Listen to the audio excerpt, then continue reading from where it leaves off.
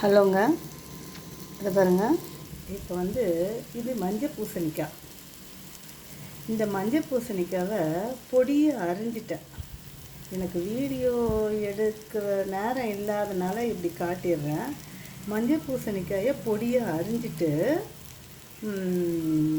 கொஞ்சம் போல் எண்ணெயை ஊற்றி பட்டை, கிராம்பு, ஏலக்காய், ஒரு பிரிஞ்சி இலை போட்டிருக்கிறேன் பாருங்கள். ஒரு பிரிஞ்சி இலை போட்டுட்டு ஒரு நிமிஷம் ஆனதும் பூசணிக்காவை அப்படியே எடுத்து அள்ளி கொட்டி ஒரு கிளறி தட்டு போட்டு மூடிடுங்க. அதில் இருக்கிற தண்ணியெல்லாம் வெளியில் வந்ததும் எடுத்து நல்லா கிளறிக்கிட்டே இருங்க. அது நல்லா சின்னதாக ஆகணும். அந்த பூசணிக்காய் வந்து தட்டு போட்டு ஒரு 10 நிமிஷம் மூடி வச்சிங்கன்னா அது சின்னதாக ஆகிடும். அதுக்கப்புறம் தேங்காய், காஞ்ச மிளகா, ஒரு 4 பல்லு பூண்டு,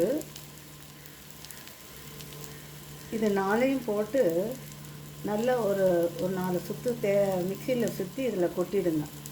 கொட்டி நல்லா கொஞ்சம் எண்ணெய் ஊற்றி இதில் இப்படியே வறுத்திங்கன்னா அவ்வளோ நல்லா இருக்குங்க. இது அப்படியே நம்ம மஷ்ரூம் மாதிரியே இருக்கு. சாப்பிடும்போது அவ்வளோ சாஃப்டாக இருக்குது போங்க.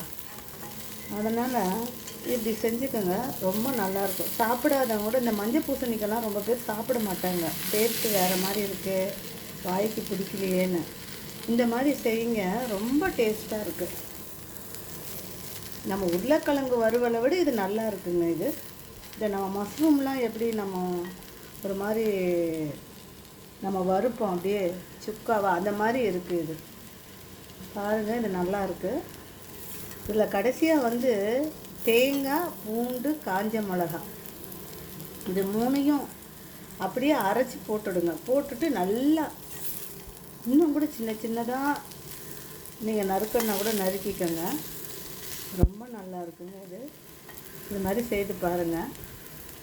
அப்புறம் இன்னொரு விஷயம், இந்த மாதிரி வார்ப்படம் கடாயில் யூஸ் பண்ணுங்கள். இது வந்து அடி பிடிக்காது. இந்த கடாய் வந்து அடி பிடிக்காது. ஒரு 10 நிமிஷம் நம்ம அடுத்த வேலையை கூட பார்க்கலான்னா கூட இது அப்படியே எப்படி போடுறீங்களோ அப்படியே இருக்கும்.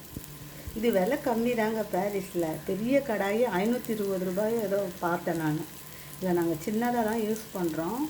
இது பொழங்க நல்லா உங்களுக்கு நல்லா வலுன்னு ஆகிடும். எல்லாமே இதில் செஞ்சுக்கலாம். இரும்பை விட இது ரொம்ப பெஸ்ட்டாக இருக்குங்க. ஒன்ஸ் இரும்பு இது யூஸ் பண்ணுங்கள். மற்றபடி எந்த கடாய் யூஸ் பண்ணாதீங்க. உடம்புக்கும் நல்லதில்லை. இது ரொம்ப நல்லாயிருக்கு பாருங்கள். இந்த கடாய்